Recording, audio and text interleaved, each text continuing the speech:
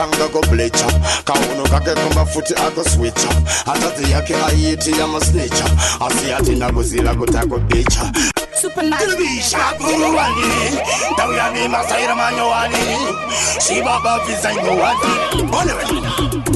Mama gonna cut my lips. I can't say what I'm making my lips. The Shamisika Shiligunzi on the hips. I can yamba the bandit, Tireko Toxi. Monge Washo, I can go tanga go bleacher.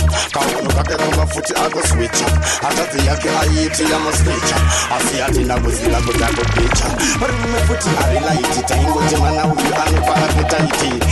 Mwana tichipi never tight. Atitika D.I.T. kwanza eyesight.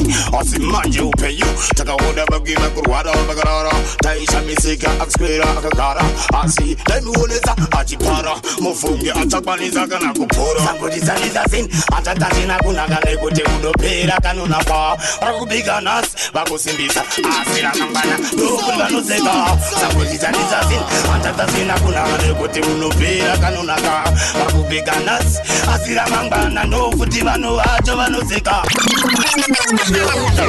Mwana waStembeni, Sauro avavhura brain, ende kumango machiri pajeni. DKT Agam Mavundanga Souljah Maguru Mani So Kinodao Kunzinda Dhiza Zakoma Vianda Kwanisa Waida Kundi Uraisa Kuwaizinda Mwana wani uyo Shikanzi Mwana waStembeni Sauro avavhura brain ende kumango machiri pajeni Saka chino kutia chanege Vakati Mwana waStembeni Sauro avavhura brain ende kumango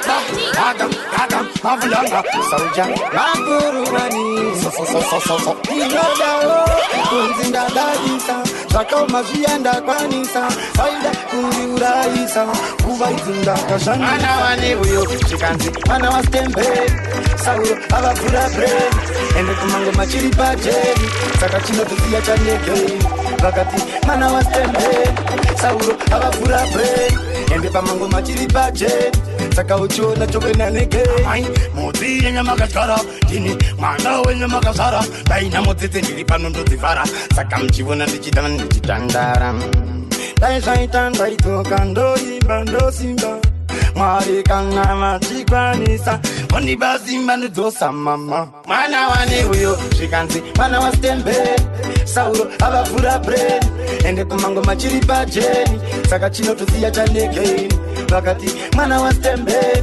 Sauro avavhura brain ende pamango machiri pajeni. You're listening to Digital Chris. Kudhiza. It's Dangoma.